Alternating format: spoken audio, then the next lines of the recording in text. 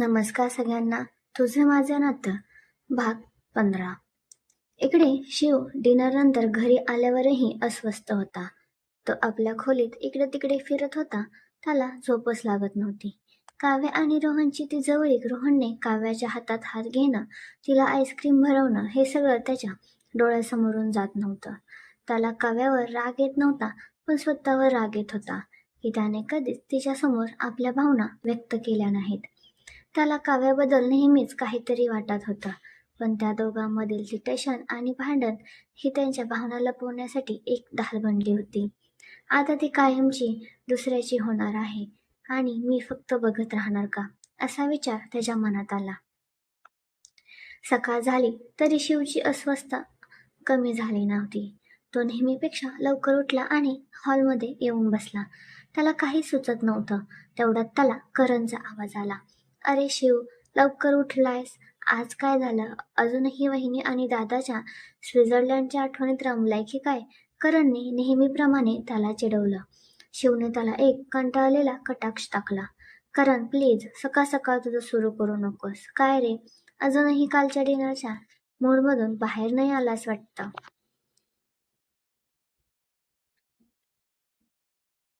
करण हसला. मी तर फुल एन्जॉय केलं. काय मस्त जेवण होतं. शिवने काही उत्तर दिलं नाही. त्याची अस्वस्थता करणच्या लक्षात आली. काय झालं रे तुला? एवढा शांत कधी नसतोस तू. काही नाही रे, डोकं दुखतंय थोडं. शिवने थाप मारली. हो हो, डोकं दुखतंय की काव्याच्या लग्नाची बातमी ऐकून हार्ट ब्रेक झालाय? करणने हसत विचारलं. शिवने त्याच्याकडे रागाने पाहिलं. फालतू बोलू नकोस. करणने हात वर केले. मी तर गंमत करत होतो, पण खरं सांग, काहीतरी आहे ना? तू तिला लाईक करतोस? शिवने तोंड फिरवलं. मी तिला लाईक करतो? वेडा आहेस का? ती तर खूप अनोईंग आहे. करणला हसू आवडलं नाही. अरे देवा, तुझे नाटक मला माहीत आहे. पण आता काय करणार? तिचं लग्न ठरलंय. आता तरी कबूल कर. काही कबूल करायचं नाहीये मला, शिव म्हणाला. पण त्याच्या आवाजात एक प्रकारची निराशा होती.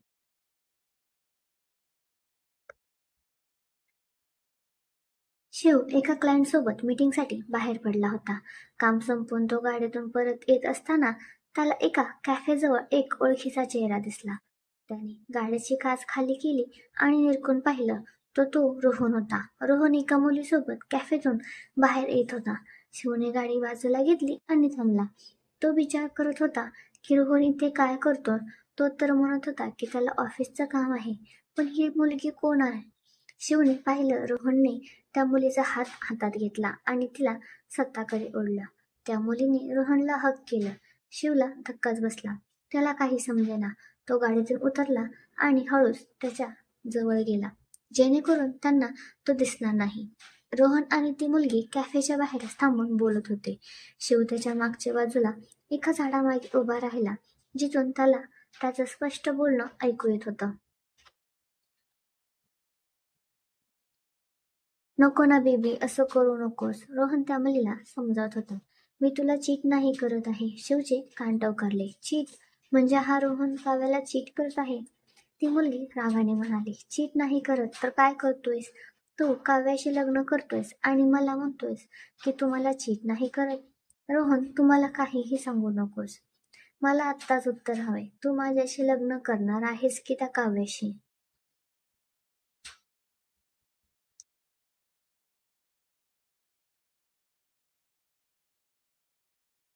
अगं शांत हो ना स्वीटहार्ट, रोहन तिला समजावत म्हणाला. माझ्यावर विश्वास ठेव. मी काव्याशी लग्न फक्त तिच्या प्रॉपर्टीसाठी करत आहे. तू तर जाणतेस, ती तिच्या आईवडिलांची एकुलती एक मुलगी आहे आणि सगळी प्रॉपर्टी तिचीच आहे. मला माहित आहे तू याबद्दल माझ्याशी किती वेळा भांडलेस. शिवला अजून एक मोठा धक्का बसला. त्याचे डोळे विस्फारले. प्रॉपर्टीसाठी? आणि काय गॅरंटी आहे की तू माझ्याशी लग्न करशील? ती मुलगी अजूनही रागात होती. अरे बापरे, तू का समजत नाहीयेस? रोहन चिडून म्हणाला. बिलीव्ह मी बेबी, लग्न झालं की मी सगळी काव्याची प्रॉपर्टी माझ्या नावावर करून घेणार आणि तिला डिवोर्स देणार. मग आपण दोघं लग्न करू. आपली लाईफ सेट होईल. तुला माहित आहे ना मला किती बिझनेस डील मिळवायचे आहे आणि त्यासाठी मला खूप पैशांची गरज आहे. काव्याची प्रॉपर्टी मला ती मिळवून देईल.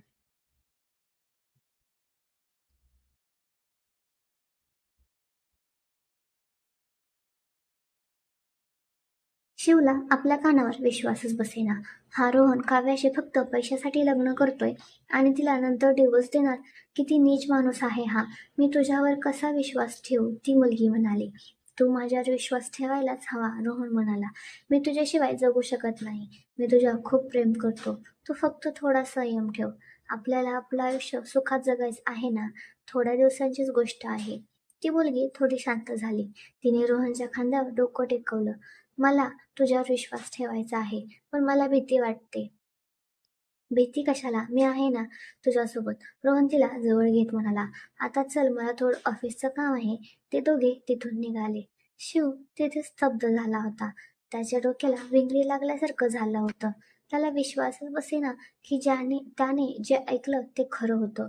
रोहन इतका स्वार्थी आणि नीच असेल असं त्याला स्वप्नातही वाटलं नव्हतं. त्याला काव्याची खूप दया आली.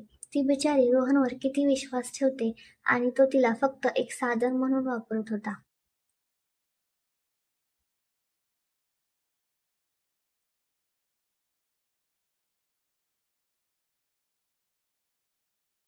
शिवला लगेच काव्याला हे सत्य सांगायचं होतं. तो रागातच आपल्या गाडीत बसला आणि थेट काव्याच्या ऑफिसच्या दिशेने गाडी घेतली. त्याला लवकरात लवकर काव्याला भेटून हे सगळं सांगायचं होतं. काव्याच्या ऑफिसमध्ये पोहोचल्यावर शिवने रिसेप्शनिस्टला सांगितलं की त्याला काव्याला भेटायचं आहे. काव्या मॅम मीटिंगमध्ये आहेत सर, तुम्ही थोडा वेळ वेटिंग रूममध्ये थांबू शकता. रिसेप्शनिस्ट म्हणाले. शिवला अजिबात थांबायचं नव्हतं. मला लगेच भेटायचं आहे त्यांना. It's urgent. रिसेप्शनिस्टला शिवची घाई पाहून थोडा संशय आला, पण तिने त्याला थांबवलं नाही. शिव थेट काव्याच्या केबिनमध्ये गेला. काव्या आपल्या टीमसोबत मीटिंगमध्ये व्यस्त होती. काव्या शिवने दार उघडताच हाक मारली. काव्याने त्याच्याकडे आश्चर्याने पाहिलं. शिव, तू इथे काय करतोयस आणि असं थेट आत का आलास? काव्या, मला तुझ्याशी खूप महत्वाचं बोलायचं आहे. इट्स व्हेरी इम्पॉर्टंट, शिव घाबरलेल्या आवाजात म्हणाला. काव्याने आपल्या टीमला थोड्या वेळासाठी बाहेर जायला सांगितलं. सगळे बाहेर गेल्यावर काव्याने शिवकडे पाहिलं. काय झालंय तुला? तू एवढा टेन्शनमध्ये का दिसतोयस? काव्या, मी तुला जे काही सांगणार आहे ते शांतपणे ऐक, शिवने श्वास घेत म्हटलं. मला आत्ताच रोहन दिसला. तो एका मुलीसोबत होता आणि ते जे काही बोलत होते ते ऐकून मला धक्काच बसला. काव्याच्या चेहऱ्यावर थोडा राग आला. शिव, परत तुझं सुरू झालंय.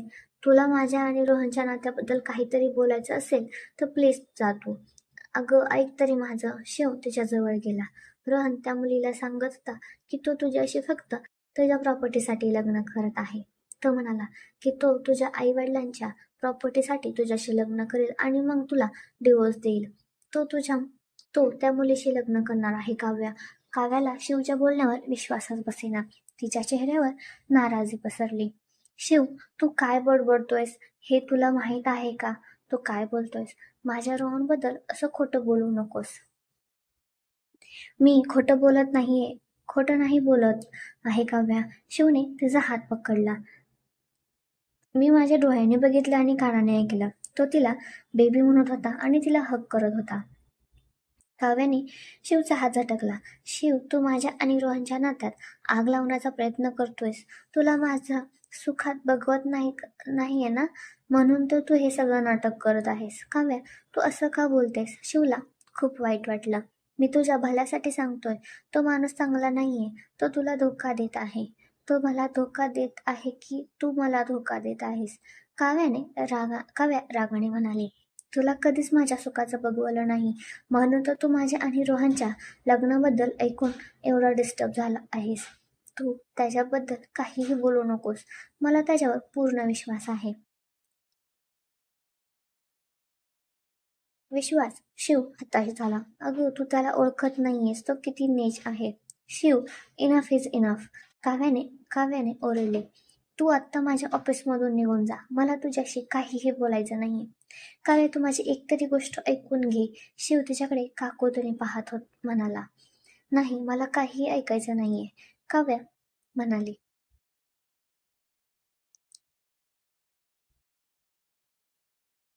तिच्या डोळ्यात पाणी आलं होतं. तुला माहित आहे का, मला किती वाईट वाटतं हे ऐकून. तू माझ्या स्वप्नांचा आणि माझ्या आनंदाचा नाश करत आहेस. मी तुझ्या स्वप्नांचा नाश करत नाहीये काव्या, शिवने म्हटलं. त्याच्याही डोळ्यात पाणी तरळलं होतं. मी तुला एका मोठ्या संकटातून वाचवण्याचा प्रयत्न करत आहे. मला कोणत्याही संकटातून वाचवण्याची तुला गरज नाहीये, काव्या म्हणाली. मी तुझ्यापेक्षा जास्त हुशार आहे. मला माहिती आहे माझ्यासाठी काय योग्य आहे. तू जा इथून. शिवला खूप वाईट वाटलं. काव्या त्याच्यावर विश्वास ठेवत नव्हती. तिने त्याला चुकीचं समजलं. मी तिच्यासाठी एवढं सगळं करतोय आणि तिला वाटतंय की मी तिच्या सुखाचा नाश करत आहे. ठीक आहे काव्या, शिव हताशपणे म्हणाला. जर तुला माझ्यावर विश्वासच ठेवायचा नसेल तर ठेवू नकोस. पण जेव्हा तुला सत्य कळेल तेव्हा मला दोष देऊ नकोस.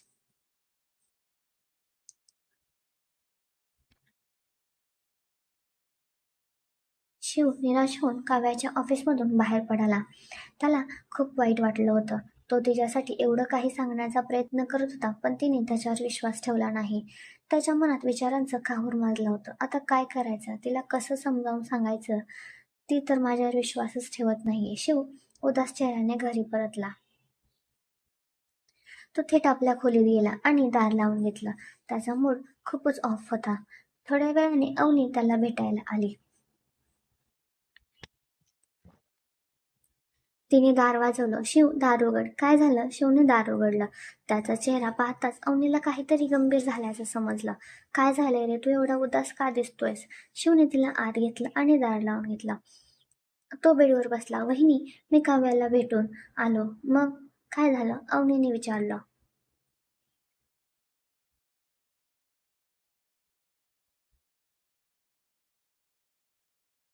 चिवने तिला जे काही कॅफेमध्ये पाहिलं आणि ऐकलं ते सगळं सांगितलं. रोहन कसा काव्याला चीट करत आहे आणि तो तिच्या प्रॉपर्टीसाठी तिच्याशी लग्न करत आहे.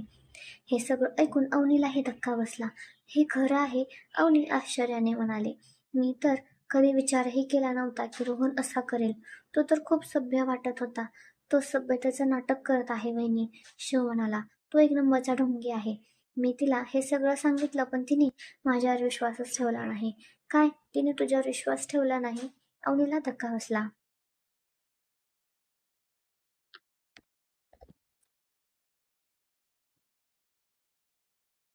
नाही वहिनी, शिव हताशपणे म्हणाला. ती म्हणाली की मी तिच्या सुखाचा नाश करत आहे आणि मला तिच्या लग्नाचं बघवत नाहीये. हे तर खूप वाईट झालं, अवनी म्हणाली. आता काय करणार मला काहीच समजत नाहीये. शिव म्हणाला, मला तिला वाचवायचं आहे, पण ती माझं ऐकतच नाही. ती माझ्यावर विश्वास ठेवत नाहीये. अवनीने शिवच्या खांद्यावर हात ठेवला. शिव, तू टेन्शन घेऊ नकोस. आपण काहीतरी मार्ग काढू. पण तू जे काही पाहिलं ते खरंच खूप गंभीर आहे. हो वहिनी, शिव म्हणाला.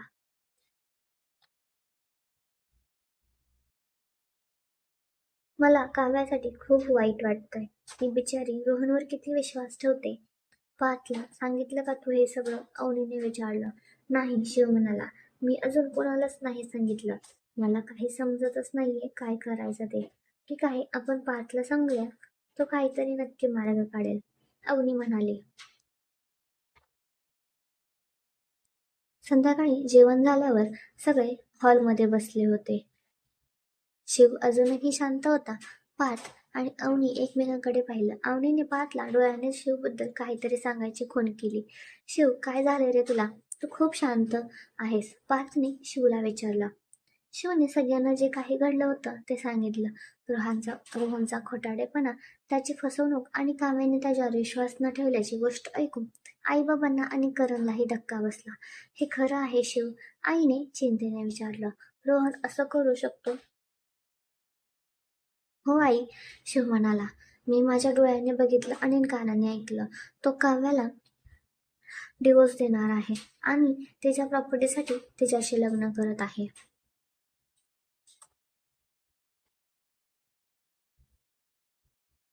बाबांना खूप राग आला. हा माणूस इतका नीच असेल असं वाटलं नव्हतं. काव्याला हे कसं समजावून सांगायचं? तिने माझ्यावर विश्वास ठेवला नाही बाबा, शिव हताशपणे म्हणाला. मी तिला सांगितलं पण तिला वाटलं की मी नाटक करत आहे. हे तर खूप मोठं संकट आहे, करण म्हणाला.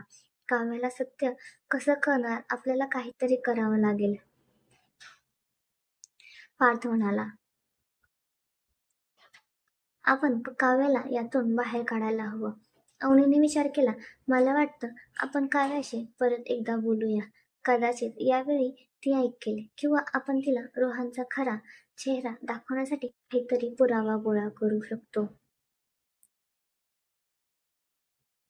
हो, हेच करावं लागेल, पार्थ म्हणाला. आपल्याला रोहनचा खरा चेहरा काव्यासमोर आणायलाच हवा. आई म्हणाली, पण हे सगळं खूप काळजीपूर्वक करावं लागेल. काव्याला धक्का बसायला नको. आई, पण तिच्या आयुष्याचा प्रश्न आहे, पार्थ म्हणाला. आपल्याला काहीही करून तिला वाचवायचंच आहे. शिव, तू खूप चांगलं काम केलंस की हे सगळं आम्हाला सांगितलंस. शिवच्या चेहऱ्यावर थोडं समाधान आलं की निदान त्याच्या कुटुंबाने त्याच्यावर विश्वास ठेवला होता. तुम्हाला हा भाग कसा वाटला कमेंट करून नक्की सांगा आणि लाईक सबस्क्राईब करायला विसरू नका.